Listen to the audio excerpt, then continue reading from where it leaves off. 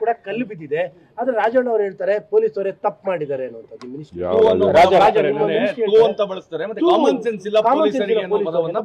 ಅದನ್ನ ಒಬ್ಬ ಮಂತ್ರಿ ಮೇಲೆ ಚೀಫ್ ಮಿನಿಸ್ಟರ್ ಅದ್ರ ಬಗ್ಗೆ ಉತ್ತರ ಕೊಡ್ತಾರೆ. ಚೀಫ್ ಮಿನಿಸ್ಟರ್, ಹೋಮ್ ಮಿನಿಸ್ಟರ್ ಮಾತಾಡ್ತಾರೆ. ನಾನು ಐ ಆಮ್ ಟೆಲಿಂಗ್ ಯು ನಮ್ಮ ರಾಜ್ಯದ ಈ ಮೈಸೂರು ಘಟನೆ ವಿಚಾರದಲ್ಲಿ ಪೊಲೀಸ್ ಅವರು ಒಳ್ಳೆ ಕೆಲಸ ಮಾಡಿದ್ದಾರೆ. ನನಗೆ ಯಾರೇನು ಬಳಸಿದಾರೋ ಗೊತ್ತಿಲ್ಲ. ನನಗೆ ಬಂದ ಮಾಹಿತಿ ಪ್ರಕಾರ ಮಾಧ್ಯಮದವ್ರ ಹತ್ರ ನಾನು ತಿಳ್ಕೊಂಡಿದ್ದೇನೆ. ನಾನು ಆಫೀಸರ್ಸ್ ಅನ್ನು ಚರ್ಚೆ ಮಾಡಿದ್ದೇನೆ, ಸಾರ್ವಜನಿಕರಿಗೂ ಚರ್ಚೆ ಮಾಡಿದ್ದೇನೆ. ಆಮೇಲೆ ನಾನು ಕೆಲವು ಮುಸಲ್ಮಾನ್ ಇವರು ಏನು ಲೀಡರ್ಸ್ ಏನಿದ್ದಾರೆ ಪಾಪ ಅವರೆಲ್ಲ ಬಂದು ಬಹಳ ಜನ ಕಂಟ್ರೋಲ್ ಮಾಡಿದ್ದಾರೆ. ಎಲ್ಲ ಚಿಕ್ಕ ಚಿಕ್ಕ ಹುಡುಗರಂತೆ. ಆ ವಿಡಿಯೋನು ನಾನು ನೋಡಿದ್ದೇನೆ. ಚಿಕ್ಕ ಚಿಕ್ಕ ಹುಡುಗರು 14, 15, 17, 18 ವರ್ಷದ ಹುಡುಗರು ಪಾಪ ಅವರೆಲ್ಲ ಬಂದು ಹಿರಿಯರೆಲ್ಲ ಬಂದು ತಡೆದು ಮಾಡಿ ಬುದ್ಧಿವಾದ ಹೇಳಿ ಅವ್ರನ್ನೆಲ್ಲ ಅವ್ರಿಗೂ ಏಟು ಬಿದ್ದಿದೆ. ನಮ್ಮ ಪೊಲೀಸ್ ಪುತ್ರರಾಜಿಗೆ ನೋಡಿದೆ, ಅವ್ರ ಕಾಲಿಗೂ ಏಟಾಗಿದೆ. ತೆಗ್ದು ನೋಡಿದೆ. ಕೆಲವ್ರಿಗೆಲ್ಲ ಇವ್ರಿಗೆ ಪ್ರೊಟೆಕ್ಷನ್ ಇತ್ತು, ಪಾಪ ಅವ್ರು ಯಾರಿಗೂ ಪ್ರೊಟೆಕ್ಷನ್ ಇರಲಿಲ್ಲ. ಬೇರೆ ನಮ್ಮ ಸಾರ್ವಜನಿಕರಿಗೆ ಏನಿರಲಿಲ್ಲ, ಲೀಡರ್ಸ್ಗೆ. ಎಲ್ಲ ಧರ್ಮದ ಮುಖಂಡರುಗಳು ಬಹಳ ಪ್ರಯತ್ನ ಪಟ್ಟಿದ್ದಾರೆ.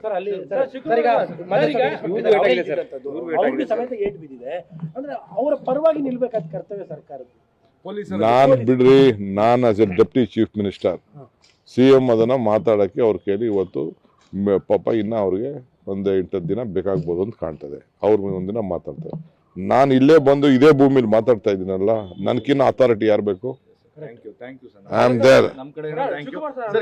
FIR ಹಾಕೋದ್ ತಡ ಆಗತ್ತೆ ಅನ್ನೋ ಒಂದು ಕಾರಣಕ್ಕೆ ಪೊಲೀಸರ ಮೇಲೆ ಕಲ್ಲು ತೂರ್ತಾರೆ ಅಂತಂದ್ರೆ ಅವ್ರ ಮನಸ್ಥಿತಿ ಏನಾಗಿದೆ ಹಂಗಾರೆ ಅಲ್ಲಿ ಪರಿಸ್ಥಿತಿ ಏನು ಸರ್? ಪೊಲೀಸ್ ಇಮಿಡಿಯೇಟ್ ಆಗಿ ಅವ್ರಿಗೆ ಗೊತ್ತಾದ ತಕ್ಷಣ ಸುವಮೋಟೋ ಯಾರೋ ಹೇಳ್ತಾರೆ ಅಂತ ಅವ್ರ ಮೇಲೆಲ್ಲ ಮಾಡೋಕ್ಕಾಗಲ್ಲ.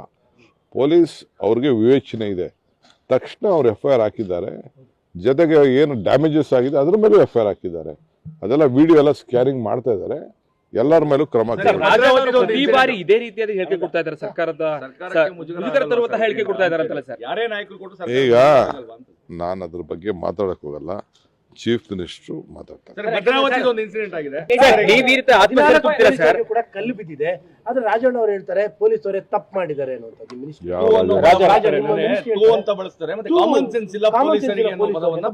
ಅದನ್ನ ಒಬ್ಬ ಮಂತ್ರಿ ಮೇಲೆ ಚೀಫ್ ಮಿನಿಸ್ಟರ್ ಅದ್ರ ಬಗ್ಗೆ ಉತ್ತರ ಕೊಡ್ತಾರೆ. ಚೀಫ್ ಮಿನಿಸ್ಟರ್, ಹೋಮ್ ಮಿನಿಸ್ಟರ್ ಮಾತಾಡ್ತಾರೆ.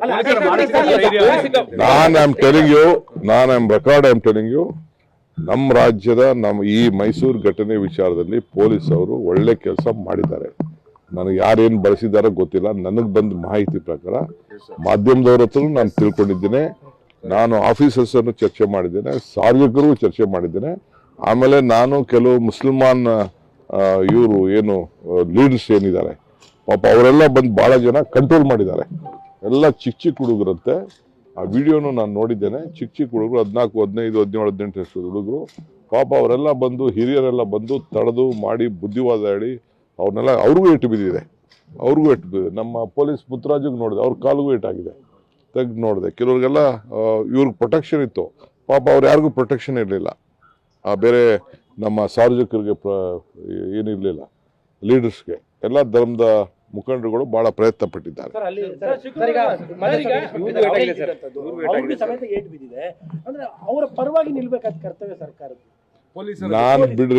ನಾನು as A deputy chief minister CM ಅದನ್ನ ಮಾತಾಡಕ್ಕೆ ಅವ್ರ ಕೇಳಿ ಇವತ್ತು ಪಾಪ ಇನ್ನ ಅವ್ರಿಗೆ 1-8 ದಿನ ಬೇಕಾಗ್ಬೋದು ಅಂತ ಕಾಣ್ತದೆ. ಅವ್ರ ಒಂದಿನ ಮಾತಾಡ್ತಾರೆ.